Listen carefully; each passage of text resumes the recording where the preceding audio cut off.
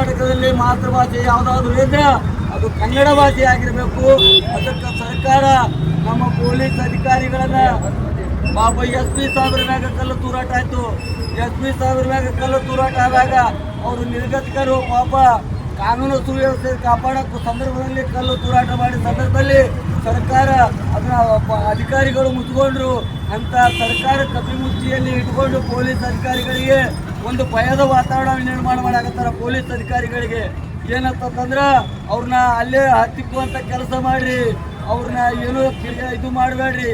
ಇಲ್ಲ ಪೊಲೀಸ್ ಅವ್ರಿಗೆ ಫುಲ್ ಬಂದೋಬಸ್ತ್ ಏನಾದರೂ ನೀವು ಒಂದೇ ಒಂದು ತಾಸು ನೀಡಿದ್ರ ಹಿಂದೂ ಆಗಿರಲಿ ಮುಸಲ್ಮಾನ್ ಆಗಿರಲಿ ಯಾವುದೇ ದೇಶದ್ರೋಹಿ ಚಟುವಟಿಕೆ ಮಾಡ್ತಾನ ಅವನು ಒತ್ತು ನಿಲ್ಸಂತ ತಾಕತ್ ಯಾರಿಗಾದ್ರೆ ಅದು ನಮ್ಮ ಕರ್ನಾಟಕ ಪೊಲೀಸ್ ಅವರ ಶಕ್ತಿ ಐತಿ ಅಂತ ಮಾತನಾಡ್ತೀನಿ.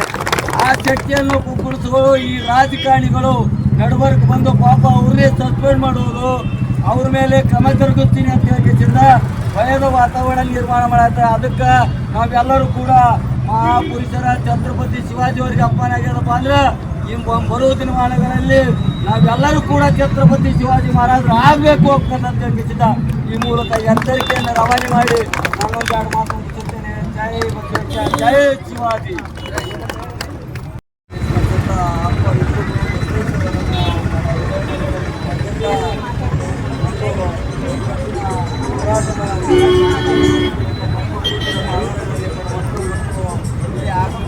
ಪಕ್ಷಾತೀತ ಧರ್ಮಾತೀತ ಜಾತ್ಯತೀತವಾಗಿರತಕ್ಕಂಥ ಈ ಚುನಾವಣೆಯಲ್ಲಿ ಭಾಗವಹಿಸಿದ ಎಲ್ಲ ನಮ್ಮ ಸನಾತನ ಹಿಂದೂ ಧರ್ಮದ ಮುಖಂಡರುಗಳಿಗೆ ಮತ್ತು ನನ್ನ ಸೋದರಿಗೆ ಎಲ್ಲ ಯುವಜನರಿಗೆ ಮತ್ತು ನಮ್ಮ ಸರ್ಕಾರದ ಪೊಲೀಸ್ ಸಿಬ್ಬಂದಿಗಳಿಗೆ ಪತ್ರಕರ್ತರಿಗೆ ಎಲ್ಲರಿಗೆ ಇದು ನೋಡ್ರಿ, ಪದೇ ಪದೇ ನಾವು ಭಾರತ ದೇಶದಲ್ಲಿದ್ದೇವೋ ಏನು ಪಾಕಿಸ್ತಾನದಲ್ಲಿದ್ದೇವೋ ಏನು ಬಾಂಗ್ಲಾದೇಶದಲ್ಲಿದ್ದೇವೋ ಅನ್ನೋದು ನಮಗೆ ತಿಳಿಯದಂತಾಗಿದೆ. ನೋಡಿರಿ, ಈಗಾಗಲೇ ಪದೇ ಪದೇ ಇದನ್ನ ಹಿಡಿಗೇಡಿತನ ಹಿಂದೂ ಸನಾತನ ಧರ್ಮದ ದೇವಾನುದೇವತೆಗಳ ಮ್ಯಾಗ ಆಗಿರ್ಬೋದು ಮತ್ತು ಸ್ವಾತಂತ್ರ್ಯಕ್ಕಾಗಿ ಹೋರಾಟ ಮಾಡತಕ್ಕಂಥ ಅಪುರುಷ ಮಹಾ ವ್ಯಕ್ತಿಗಳ ಮೇಲೆ ಪದೇ ಪದೇ ಸಂಗೊಳ್ಳಿ ರಾಯಣ್ಣರಾಗಿರ್ಬೋದು, ಛತ್ರಪತಿ ಶಿವಾಜಿಯವರಾಗಿರ್ಬೋದು, ಆ ವ್ಯಕ್ತಿಗಳ ಮೇಲೆ ಪದೇ ಪದೇ ಸಂಗೊಳ್ಳಿ ರಾಯಣ್ಣರಾಗಿರ್ಬೋದು, ಛತ್ರಪತಿ ಶಿವಾಜಿಯವರಾಗಿರ್ಬೋದು, ಅಂಬೇಡ್ಕರ್ ಅವ್ರ ಮೇಲೆ ಆಗಿರ್ಬೋದು, ಬಸವಣ್ಣವ್ರ ಮೇಲೆ ಆಗಿರ್ಬೋದು, ಇಂಥ ಸಾಕಷ್ಟು ಮಹಾಪುರುಷರ ಮೇಲೆ ಪದೇ ಪದೇ ಕಿಡಿಗೇಡಿಗಳು ನೋಡಿರಲಿಲ್ಲ. ಮೊನ್ನೆ ತಾನೇ ಬಾಗಲಕೋಟೆಯಲ್ಲಿ ದಿನಾಂಕ 19ರಂದು ನಡೆದಂಥ ಛತ್ರಪತಿ ಶಿವಾಜಿಯವರ ಜಯಂತಿಯ ದಿನದಂದು ಇವು ಮಸೀದಿ ಮೇಲೆ ಕಲ್ಲುಗಳು ತೂರಾಟ ಮತ್ತು ಚಪ್ಪಲಿ ತೂರಾಟ ಮಾಡ್ತಾರಪ್ಪ ಅಂದ್ರೆ ಈ ಸರ್ಕಾರ ಏನು ಮಾಡ್ಲಾಕತ್ತದ? ಕಣ್ಣು ಮುಚ್ಕೊಂಡು ಮಸೀದಿ ಒಳಗ ಕಲ್ಲುಗಳು ಹೆಂಗ್ ಬಂದು, ಚಪ್ಪಲಿಗಳು ಹೆಂಗ್ ಬಂದು, ನೀವು ಪವಿತ್ರ ಪ್ರಾರ್ಥನಾ ಸ್ಥಳ ಅಂತ ಹೇಳ್ತೀರಿ, ಪ್ರಾರ್ಥನಾ ಸ್ಥಳದಲ್ಲಿ ಈ ಕಲ್ಲುಗಳನ್ನು ಇಟ್ಕೊಂಡು ಆಯುಧಗಳನ್ನು ಇಟ್ಕೊಂಡು ಚಪ್ಪಲಿಗಳನ್ನು ಮ್ಯಾಗ ಹಾಕೊಂಡು ಮಸೀದಿ ಮ್ಯಾಗ ಕೂತ್ಕೊಂಡು ನೀವೇನಾದರೂ ಪ್ರಾರ್ಥನೆ ಮಾಡ್ತೀರಾ ಅಂತ ಎಲ್ಲ ಮುಸಲ್ಮಾನರಿಗೆ ಹೇಳಾಕತ್ತಿಲ್ಲ. ನಾನು ಅಲ್ಲಿರ್ತಕ್ಕಂಥ ಕಲ್ಲನ್ನು ಎಸೆದಂಥ ಚಪ್ಪಲಿಯನ್ನು ಎಸೆದಂಥ ಕಿಡಿಗೇಡಿ ಮುಸಲ್ಮಾನರಿಗೆ ಹೇಳಾಕತ್ತೀನಿ. ಈ ದೇಶದಲ್ಲಿ ನಾನು ಹೇಳಾಕತ್ತೀನಿ ಅಂದ್ರೆ ಅಲ್ಲಿರ್ತಕ್ಕಂಥ ಮಸೀದಿಯ ಮೌಲಾನ್ಗಳು ಮತ್ತು ಆ ಚೇರ್ಮನ್ಗಳ ಮೇಲೆ ಕೇಸನ್ನು ನಮೂದನ ಮಾಡಬೇಕು.